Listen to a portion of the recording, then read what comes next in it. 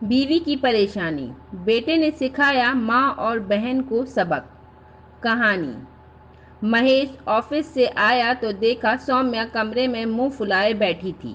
महेश देखते ही समझ गया कि आज फिर सास ननद के ताने ने सौम्या के दिल को छलनी किया है। वो चुपचाप अपने कपड़े बदल कर बैठ गया, जिसे देख सौम्या गुस्से में बोली, आपको तो कोई फर्क नहीं पड़ता ना, मुझे कितनी भी कोई तकलीफ हो, कोई मुझसे कुछ भी कहकर चला जाता है। दो मीठे बोल तो छोड़ो, मेरे मायके वालों तक को गालियां देने से पीछे नहीं रहते। हर बार मेरी मम्मी को बीच में ले लाया जाता है।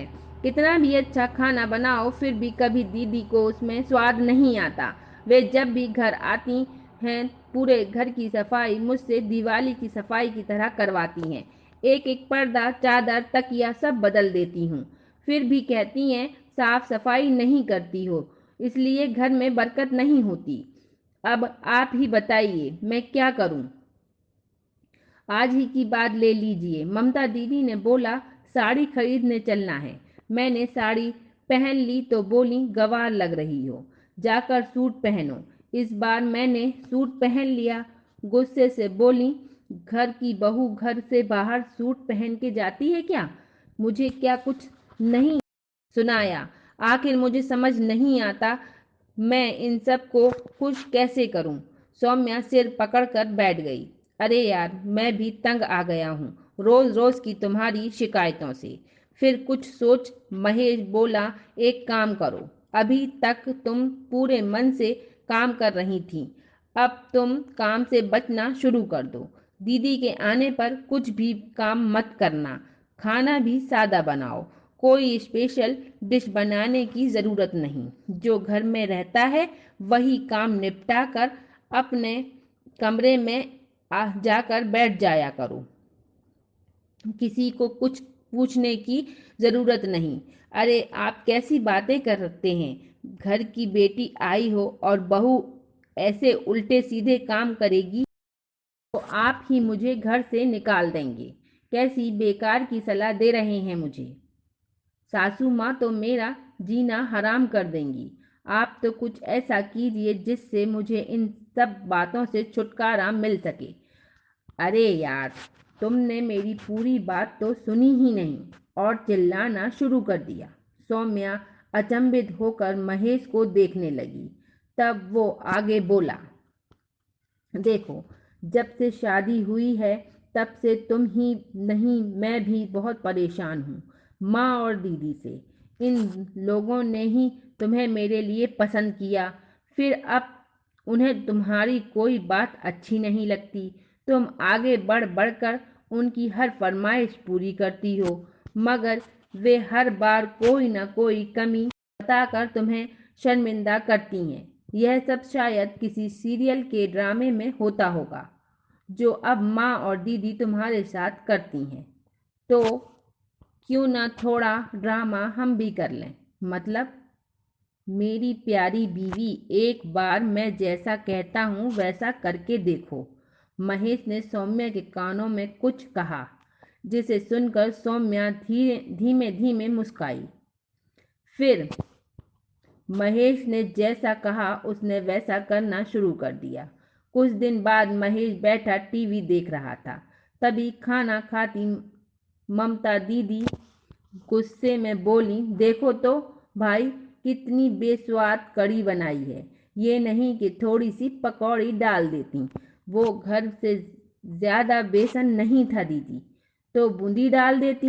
कड़ी बनाई है। सास बोली, बहू खाना बनाने से पहले रसोई में एक बार चेक कर लेना चाहिए था।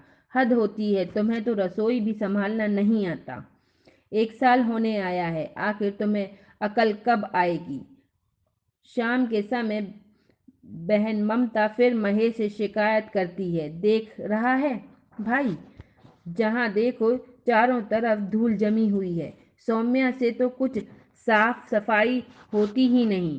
क्या पता हमारे घर का क्या होगा। और देखो, रात होने आई है, छत से कपड़े उतारे ही नहीं। फिर सुबह भागम भाग होगी, किसी को सामान नहीं मिलेगा।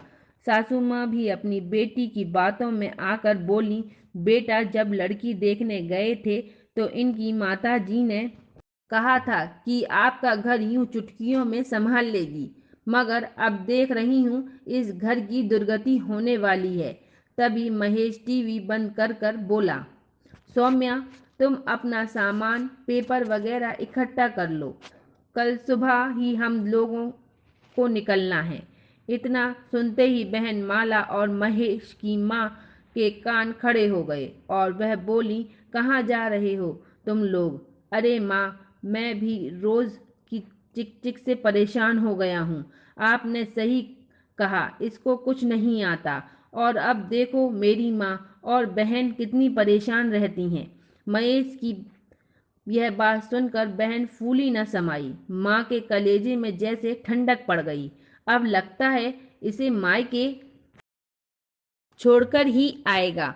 जुग जुग जियो मेरे लाल, मन में बोली। महेश बोला, लेकिन मुझे इसके पापा की एक बात याद आई।